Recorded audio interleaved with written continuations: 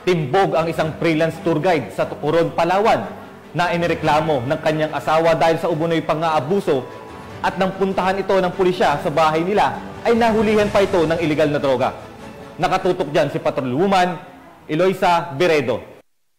Ang isang lalaki matapos itong mahulian ng iligal na droga sa loob ng kanyang bahay sa Barangay Poblacion 1, Coron, Palawan noong ika-14 ng Hunyo taong kasalukuyan. Kinilalang suspect na si alias Mike, 30 anyos, walang asawa, isang freelance tour guide sa Coron at residente ng nasabing lugar.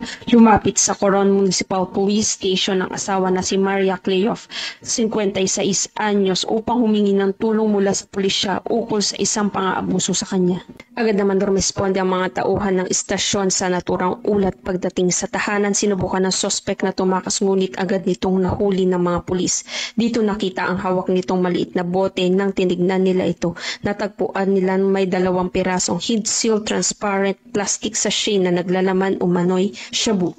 Sa ngayon ay nahaharap ang suspect sa kasong paglabag sa Republic Act 9165 or Comprehensive Dangerous Drug Act of 2002. Mahalagang pangalagaan ng seguridad at kapahanan ng ating komunidad. Ang pagpapatupad ng batas at pagrespeto sa mga regulasyon ay mahalaga upang mapanatiling ligtas ang ating lipunan.